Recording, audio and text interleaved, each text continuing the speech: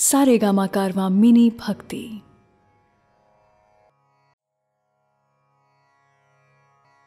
भगवत गीता अध्याय 5 कर्म संन्यास योग। नमस्कार दोस्तों, मैं शैलेंद्र भारती आपका हार्दिक स्वागत करता हूं। गीता की गंगा में बहते हुए हम 5वें चैप्टर पर आ गए हैं। दोस्तों, दुनिया में कुछ अलग करना है तो दुनिया से कुछ अलग जानना भी पड़ेगा, और गीता से बड़ा कोई ज्ञान नहीं। और अगर आपने सबसे बड़े ज्ञान यानी भगवत गीता को समझ लिया तो फिर ऐसा क्या है जो आप नहीं कर सकते। तो आइए प्रारंभ करते हैं भगवत गीता के अध्याय 5 कर्म संन्यास योग का। अर्जुन उवाच संन्यासं कर्मणां कृष्ण पुनर्योगं च शंससि यच्छ्रेय एतयोरेकं तन्मे ब्रूहि सुनिश्चितम्। अर्जुन बोले, हे कृष्ण, पहले तो आप कर्मों के संन्यास की बात करते हैं और साथ ही साथ में कर्मयोग की तारीफ भी करते हैं। प्रभु, आप सीधे सीधे जो मेरे लिए फायदेमंद है वो बताइए। दोस्तों, कहीं जाने के लिए जब आप रास्ता पूछते हैं और अगर आपको 2 रास्ते बताए जाएं तो आप कहते हैं, भाई जो रास्ता आसान है वो बताइए, जहां से मैं जल्दी अपनी मंजिल पर पहुंच सकूं। सीखने वाले को अधिकार होता है कि वो सिखाने वाले से कहे कि मुझे सही सिखाएं या सही प्रश्न का सही उत्तर बताएं। हम भी अर्जुन की तरह हमेशा ऐसी ही हालत में होते हैं दोस्तों, जहां हमें सही जवाब नहीं पता होता, और अर्जुन की तरह हमें भी जवाब पाने से कभी पीछे नहीं हटना चाहिए। श्री भगवानुवाच संन्यासः कर्मयोगश्च निःश्रेयस्करावुभौ तयोस्तु कर्म संन्यासात् कर्मयोगो विशिष्यते। श्री भगवान कहते हैं, कर्म संन्यास और कर्म योग ये दोनों ही फायदा पहुंचाने वाले हैं, लेकिन इन दोनों में कर्म योग साधन आसान होने की वजह से बेहतर है। दोनों रास्ते मंजिल पर पहुंचाएंगे, लेकिन एक रास्ता मुश्किल है। इसमें जगह जगह पर नदियां, नाले, पहाड़ और खाइयां आएंगी, लेकिन दूसरा रास्ता इससे कहीं आसान है, और ये रास्ता है कर्म योग का। कर्म योग वो रास्ता है जो हम में से हर कोई हर समय कर सकता है। इसके लिए कोई खास बड़ी तैयारी नहीं करनी होती दोस्तों, बस अपनी रोजमर्रा की जिंदगी को निष्ठा और कर्तव्य के साथ जीना होता है। ज्ञेयः स नित्य सन्न्यासी यो न द्वेष्टि न कांक्षति निर्द्वंद्वो हि महाबाहो सुखं बंधात् प्रमुच्यते। हे अर्जुन, जो पुरुष न किसी से जलन रखता है और ना ही किसी वस्तु को पाने की इच्छा रखता है, ऐसे कर्म योगी को सन्यासी समझना चाहिए, क्योंकि ऐसे लोग जो मोह और क्रोध से छूट जाते हैं, ऐसे लोग संसार के बंधन से मुक्त हो जाते हैं। उन्हें या तो कुछ पाने की इच्छा होती है, जैसे धन, शोहरत, या ऐसी हालत जिससे आप नफरत करते हैं और निकलना भी चाहते हैं।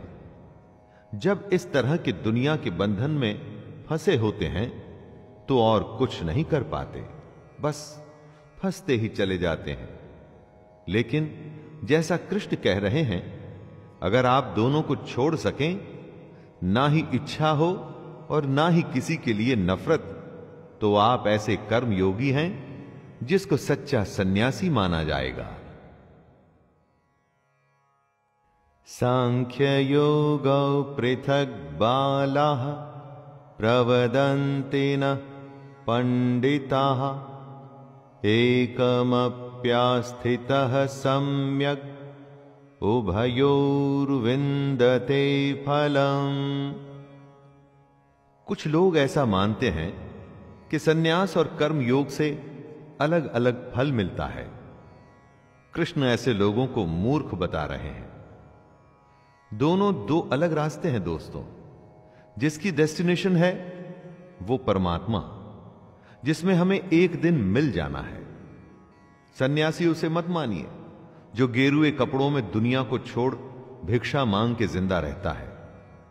असली सन्यासी वो है जिसने अपनी फीलिंग्स पर विजय पाई है, जो अच्छे और बुरे को एक जैसा समझता है। और कई ऐसे हैं जो कर्म योग में रहकर भगवान को पाना चाहते हैं। वो भी गलत नहीं है। आपको अपना रास्ता स्वयं चुनना है। यत् सांख्यः प्राप्यते स्थानं तद्योगैरपि गम्यते एकं सांख्यं च योगं च यः पश्यति स पश्यति। परम धाम यानी सदगति, फाइनल डेस्टिनेशन ज्ञान योगियों को भी प्राप्त होता है और कर्म योगियों को भी। इसलिए समझदार को ज्ञान योग और कर्म योग को एक ही समझना चाहिए। कृष्ण ये बात उनके लिए कह रहे हैं जो जगह जगह ज्ञान दिए फिरते हैं कि हर समय भगवान की पूजा करो, पूजा करो और कोई काम मत करो। यह पाखंड है दोस्तों। जैसे ज्ञान योग एक रास्ता है, वैसे ही कर्म योग से भी आप मंजिल को पा सकते हैं। इसमें ध्यान देने की बात यह है कि कृष्ण कभी भी परिवार को छोड़ने की या अपने कर्तव्य को छोड़ने की बात नहीं करते। संन्यासस्तु महाबाहो दुःखमाप्तु मयोगतः योगयुक्तो मुनिर्ब्रह्म न चिरेणाधिगच्छति। कृष्ण अर्जुन को कर्म योग की अहमियत को समझाते हुए कहते हैं कि सन्यास का अर्थ है अगर ज्ञान योग में भी कर्म योग का सहारा लोगे तभी तुम दुनिया के पचड़ों से ऊपर उठ के और सच्चाई को जान पाओगे। और अगर तुम्हें सच्चाई को जानना है तो अपने आप को कर्तापन यानी कि अहंकार, जैसे कि मैं हूं, मैं ही करता हूं, इसे छोड़ना होगा। और इसे कैसे छोड़ा जाए? अपनी इंद्रियों को वश में करके, फल की इच्छा को पूरी तरह से त्याग करके, कर्म को करके उसे भगवान को सौंप के अहंकार छोड़ा जा सकता है। अगर आपने ज्ञान योग का सहारा लिया तब भी ये कर्मयोग तो आपको करना ही होगा। तो फिर सीधे कर्मयोग ही क्यों न किया जाए? योग युक्तो विशुद्धात्मा विजितात्मा जितेन्द्रियः सर्वभूतात्म भूतात्मा कुर्वन्नपि न लिप्यते। यदि नदी के पानी को आप चाहे घड़े में भर लें, वो रहेगा तो पानी ही। ऐसे ही हम भी उस परमात्मा में से निकले हैं, उसका अंश है हमारी आत्मा। बस इसी को हमने समझना है। और वो कैसे होगा? कृष्ण उत्तर देते हैं कि जिसका मन अपने वश में है, जिसने इंद्रियों को जीता है और जो अंदर से एकदम शुद्ध है, ऐसा कर्मयोगी कर्म करता हुआ भी कर्मों के चक्कर में नहीं पड़ता। और जब कोई इस अवस्था में आ जाता है तब उसका सामना होता है उसकी अपनी आत्मा से। दोस्तों, दुनिया का सबसे बड़ा सच यही है और इसी को जानने का ही यह सारा खेल है। और यही बात कृष्ण अलग अलग तरीके से समझा रहे हैं। नैव किंचित करोमीति युक्तो मन्येत तत्त्ववित् पश्यन् शृण्वन् स्पृशन् जिघ्रन् नश्नन् गच्छन् स्वपन् श्वसन् प्रलपन् विसृजन् गृह्णन् नुन्मिषन् निमिषन्नपि इन्द्रियाणीन्द्रियार्थेषु वर्तन्त इति धारयन्। जो सच्चाई को जान चुका है, जिसे ज्ञान प्राप्त है, वो सांख्य योगी देखता है, सुनता है, स्पर्श करता है, सूंघता है, खाना खाता है, सोता है, सांस लेता है, बोलता है, सब कुछ करता है जो मैं और आप करते हैं। लेकिन उस ज्ञानी और हम सब में एक बहुत बड़ा फर्क है दोस्तों। वो ये कि सब कुछ करते हुए भी वो जान रहा है कि ये वो नहीं, कोई और कर रहा है। वो खुद को इस सब को करने वाला नहीं मानता, वो इस सब के पीछे ईश्वर को मानता है। अपना हर कर्म वो भगवान को सौंप देता है। हम ये समझते हैं कि हम अपनी दुनिया को चलाने वाले स्वयं हैं, परंतु यही फर्क है हम में और ज्ञानी में। ब्रह्मण्याधाय कर्माणि संगम त्यक्त्वा करोति यः लिप्यते न स पापेन पद्मपत्रमिवाम्भसा। कमल के फूल को ध्यान से देखिएगा दोस्तों। वो होता कीचड़ में है, उस पर से पानी आता जाता रहता है, लेकिन उसका पत्ता हमेशा सूखा ही मिलेगा। कीचड़ में रहकर भी वो उसमें लिप्त नहीं होता। यही समझदार की निशानी है। ऐसे ही इंसान को ज्ञानी कहते हैं, जो इस दुनिया में रहे, अपने सारे कर्म कर्तव्य निभाए, लेकिन उसमें लिप्त न हो, इनके चक्करों में न फंसे। जिम्मेदारियों से आप बच नहीं सकते दोस्तों, उनसे भागना कायरता होती है। जिम्मेदारियां तो हमें निभानी है, दुनिया के सारे काम करने ही पड़ेंगे, लेकिन ये काम ऐसे करने हैं जिसमें हम फंस न जाए, जैसा कि कृष्ण बता रहे हैं। कायेन मनसा बुद्धया केवलैरिन्द्रियैरपि योगिनः कर्म कुर्वन्ति संगत्यक्त्वात्मशुद्धये। कर्म योगी आखिर क्या होते हैं, जरा उन्हें समझने की कोशिश कीजिए दोस्तों।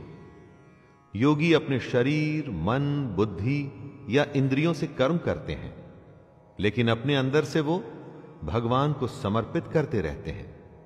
बाहर से देख के ऐसा लगता है कि ये तो सब कुछ हमारे जैसे ही कर रहे हैं, हमारे जैसे ही परिवार हैं, नौकर हैं, नौकरी हैं, सब कुछ तो नॉर्मल है। लेकिन ऐसा सिर्फ दिखता है। योगी अंदर से एकदम शांत और गंभीर होता है, क्योंकि वो अंदर की आत्मा और परमात्मा का संबंध जान चुका है। इसके बावजूद वो सारे कर्म करता है। युक्तः कर्म फलं त्यक्त्वा शान्तिमाप्नोति नैष्ठिकीम् अयुक्तः कामकारेण फले सक्तो निबध्यते। कर्म योगी को और समझाते हुए कृष्ण कह रहे हैं कि कर्म योगी कर्मों के फल का त्याग कर देता है, और इस त्याग की वजह से ही वो भगवान को हासिल कर पाता है। और वहीं दूसरी तरफ जो कर्म योगी नहीं है, जैसे कि हम में से ज्यादातर लोग, हमारे जैसे लोग कर्म के फल की ही इच्छा करते हैं और बस इसीलिए उसमें बंधे चले जाते हैं और कभी भी इस दुनिया के झमेलों से छूट ही नहीं पाते। देखा जाए तो दोस्तों एक बहुत छोटा सा फर्क है इसमें। कर्म दोनों कर रहे हैं, बस फल से एक का लेना देना नहीं है और एक का बिल्कुल है। लेकिन इस छोटे से फर्क का नतीजा बहुत बड़ा होता है। सर्व कर्माणि मनसा सन्न्यस्यास्ते सुखं वशी नवद्वारे पुरे देहि नैव कुर्वन्न कारयन्। हमारा शरीर एक घर है जिसे 9 द्वारों वाला माना गया है। 9 द्वार जैसे 2 आंखें, 2 कान, 2 नाक के छेद और इत्यादि। इन्हीं 9 द्वारों के जरिए हम बाहर की दुनिया से डील करते हैं। दुनिया का कोई भी काम बिना इन 9 द्वारों के पॉसिबल नहीं है दोस्तों।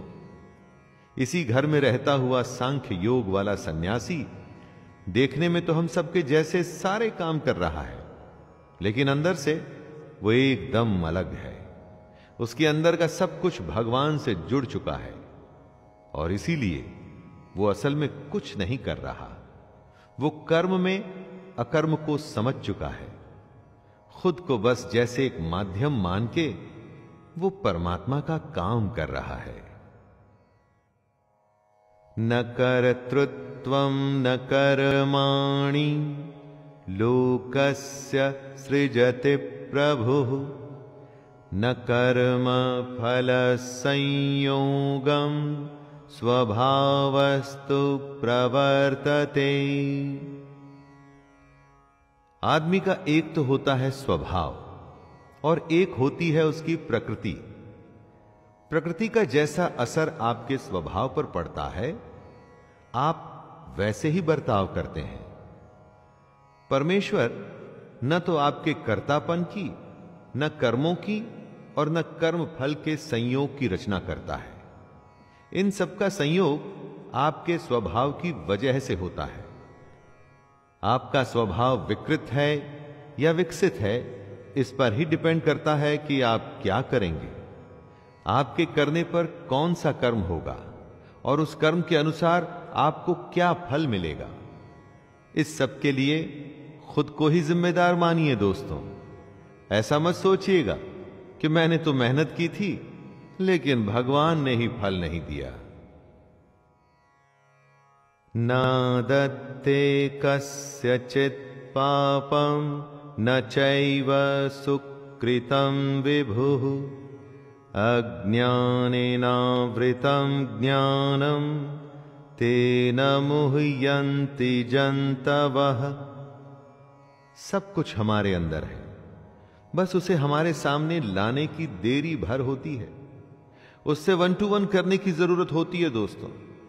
भगवान न किसी के पाप कर्म को और न किसी के शुभ कर्म को ग्रहण करता है। पाप हो या पुण्य, ये तो आपके ही हैं, तो भगवान का इसमें क्या लेना देना। आप अपने स्वभाव, अपने नेचर के चलते जिस तरह के कर्म करते हैं, उसका नतीजा ही पाप या पुण्य होता है।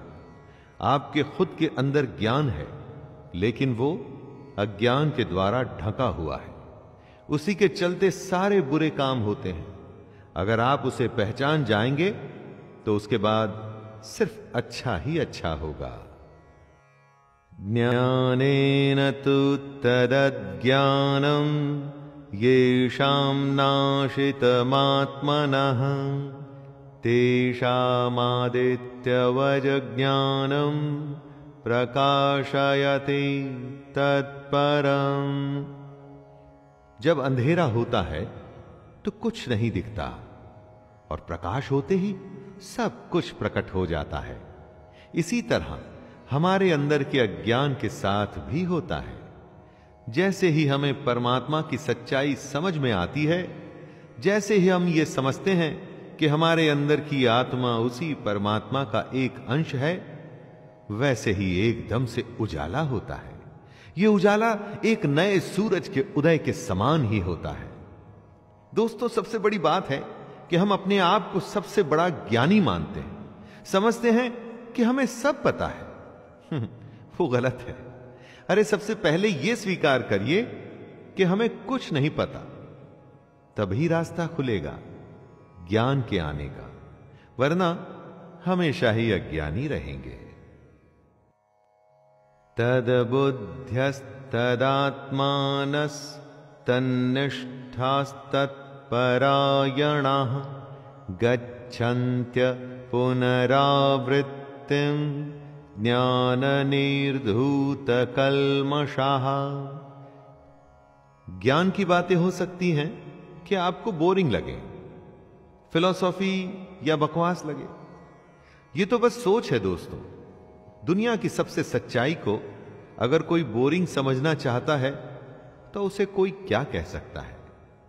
कृष्ण कहते हैं कि जिसका मन भगवान के कहे अनुसार चलता है, जिसकी बुद्धि उसे सही राह पे ले जाती है, जिसका ध्यान हमेशा उस परमात्मा में लगा रहता है, ऐसे लोग एक दिन कर्म के बंधन से, जन्म के बंधन से मुक्त होकर उसी परमात्मा में मिल जाते हैं और इसे ही परम गति कहते हैं। दोस्तों, ये कुछ गिने चुने लोगों को ही मिल पाती है। क्या आप उनमें से एक हैं? विद्या विनय संपन्ने ब्राह्मणे गविहस्तिनि शुनि चैव श्वपाके च पंडिताः समदर्शिनः। समदर्शिता यानी कि समान भाव रखना। जो पंडित और चांडाल को, या गाय और कुत्ते को, गाय या हाथी को एक भाव से देख सकता है, उसे ही खुद को ज्ञानी कहलाने का अधिकार है। ज्ञान सबसे पहले हमारे अंदर के भेदभाव को खत्म करता है। चारों तरफ यही भेदभाव तो हमें दिखता है। हजारों साल पहले जो कृष्ण ने कहा, उस पर आज तक भी लोग चलने को तैयार नहीं हैं। अगर ज्ञान हासिल करना है तो अपने अंदर समभाव पैदा करना चाहिए। अज्ञान या अहंकार में किसी को छोटा या बड़ा समझना बेवकूफी है। इहैव तैर्जितः सर्गो येषां साम्ये स्थितं मनः निर्दोषं हि समं ब्रह्म तस्माद् ब्रह्मणि ते स्थिताः। कृष्ण कह रहे हैं कि जिसके मन में समभाव आ गया, उसने जीते जी ही इस दुनिया को जीत लिया। दोस्तों, जिस दुनिया में हम लोग रहते हैं ना, उसमें ज्यादा पैसा, बड़ा घर, बड़ा नाम, शायद इसी को जीत माना जाता है। लेकिन कृष्ण ऐसा नहीं मानते। उनके हिसाब से दुनिया को वो ही जीत सकता है जिसने अपने मन को जीता। मन के जीतने पर ही समभाव की सिचुएशन आ सकती है। वो पैसा किस काम का जो आपके मन में लोगों के प्रति भेदभाव को खत्म नहीं कर सकता। इसीलिए समभाव ही ब्रह्म की स्थिति होती है। न प्रहृष्येत् प्रियं प्राप्य नो द्विजेत् प्राप्य च प्रियं स्थिरबुद्धिरसम्मूढो ब्रह्मविद् ब्रह्मणि स्थितः। जो पुरुष अच्छा होने पर खुश न हो, बुरा होने पर परेशान न हो, उसे ही स्थिर बुद्धि और संशय रहित माना जा सकता है। स्थिर बुद्धि का मतलब हुआ जिसकी बुद्धि स्थिर है। कठिन हालात में जब फैसला लेना पड़ता है, उस समय आपकी बुद्धि अगर स्थिर होगी तो फैसला जल्दी और सही लिया जाएगा, और अगर विचलित होगी तो यहां वहां भागेगी तो फैसला भी देरी से और गलत आएगा। स्थिर बुद्धि ही आपके मन के संशय और शक को भी दूर करती है, और तभी आप बनते हैं संशय रहित, यानी डाउटलेस। दोस्तों, मन से शंका अगर दूर हो जाए तो निश्चय की स्थिति आती है। बाह्य स्पर्शेष्वसक्तात्मा विन्द्यत्यात्मनि यत् सुखं स ब्रह्मयोगयुक्तात्मा सुखमक्षयमश्नुते। धन धान्य, खाना, अपनों का प्यार, महंगी चीजें, ये सब बहुत ही आनंद देती हैं। दुनिया की चीजों का मजा ही कुछ अलग है। इसीलिए तो हम हमेशा इन्हीं बाहरी चीजों को हासिल करने में लगे रहते हैं।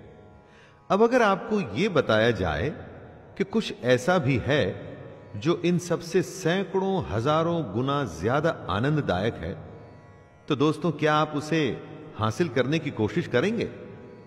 जी हां, भगवान कृष्ण की भगवत गीता वही बता रही है।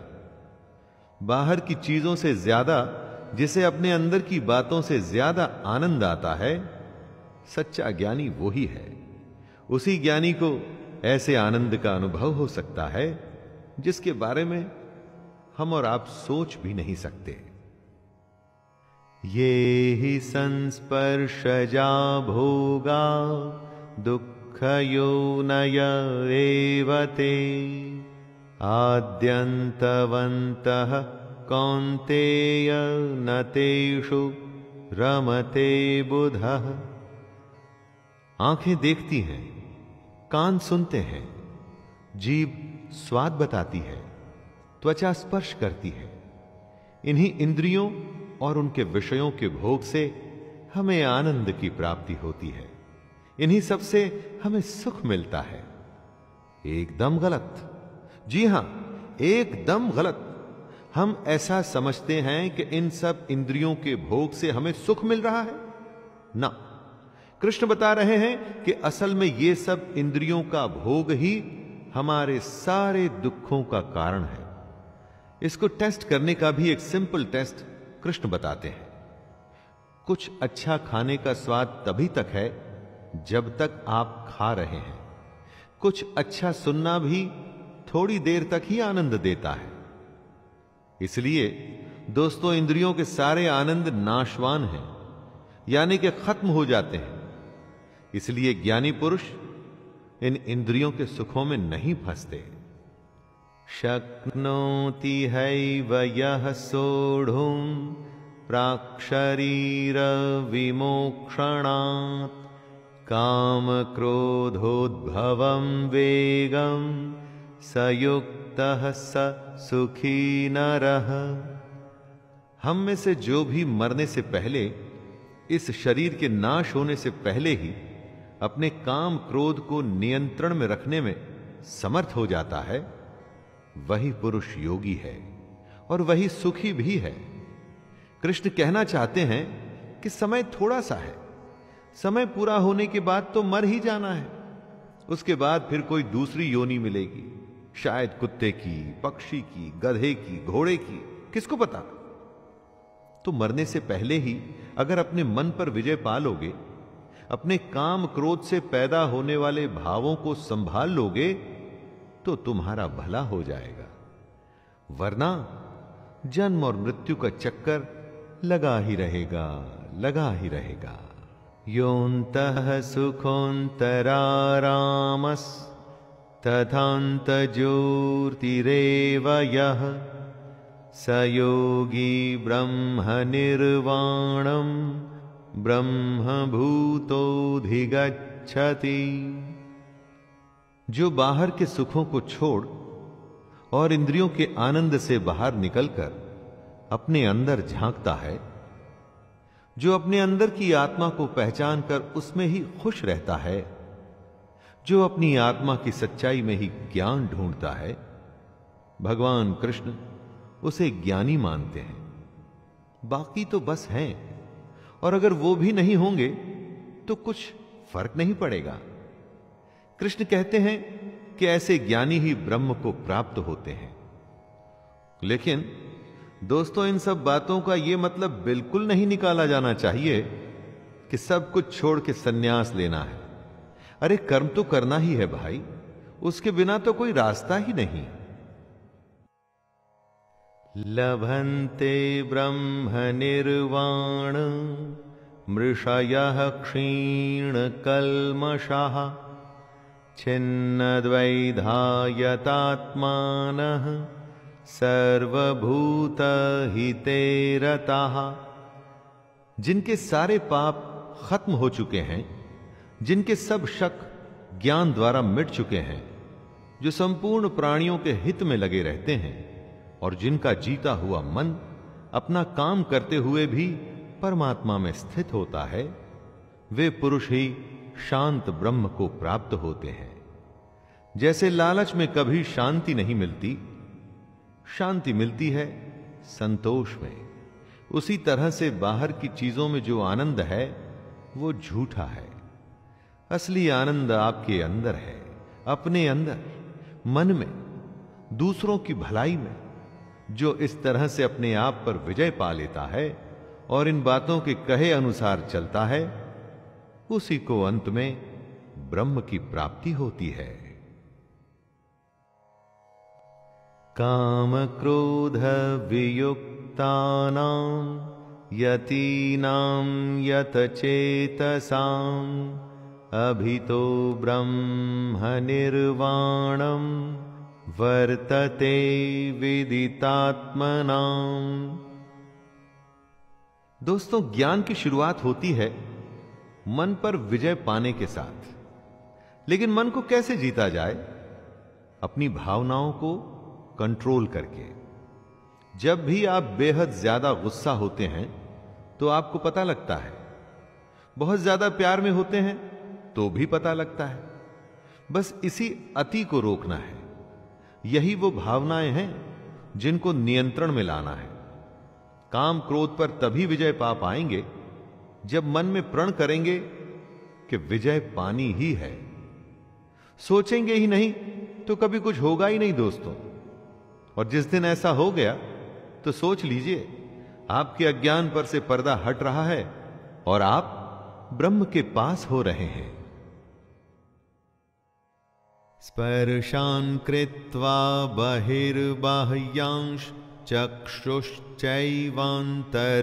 भ्रुवोः प्राणापानौ समौ कृत्वा नासाभ्यन्तरचारिणौ यतेन्द्रियमनोबुद्धिर्मुनिर्मोक्षपरायणः विगतेच्छा भयक्रोधो यह सदा मुक्त एव सः।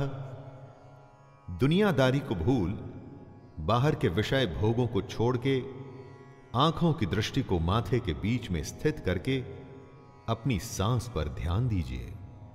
इसे ही प्राणायाम कहते हैं। यह एक माध्यम है ध्यान में जाने का, अपनी इंद्रियों को वश में करने का। जिंदा रहने के लिए अपने आप सांसें तो सबकी चलती हैं। अपनों को औरों से अलग करिए दोस्तों। अपनी आती और जाती हुई सांसों को नियंत्रण में करिए। तभी आप अपनी इंद्रियों, मन और बुद्धि को जीत पाएंगे। तभी आप इच्छा, भय और क्रोध से छूट पाएंगे और इसी से ही आपको मुक्ति मिलेगी।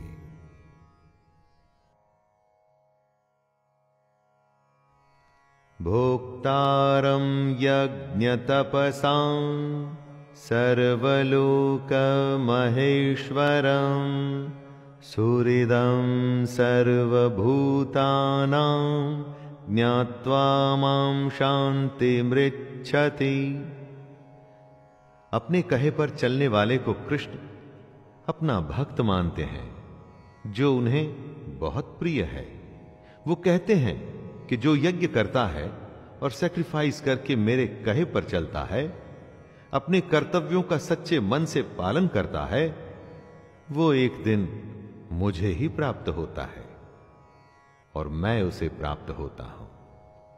दोस्तों, कृष्ण को आप भगवान भी मान सकते हैं या उन्हें आप शांति भी मान सकते हैं। उनके कहे पर चलने में हो सकता है आपको भगवान मिले या हो सकता है आपको शांति मिले, और इन दोनों अवस्थाओं में कोई फर्क नहीं है। जिस दिन भगवान की सच्चाई मिल जाती है, उससे बड़ी शांति और कोई हो ही नहीं सकती। तो दोस्तों, ये था अध्याय 5। इसमें कृष्ण ने अर्जुन की दुविधा को दूर करते हुए बताया कि सन्यास योग और कर्म योग दोनों ही रास्ते भगवान की ओर ले जाते हैं, लेकिन कर्म योग कुछ विशेष है।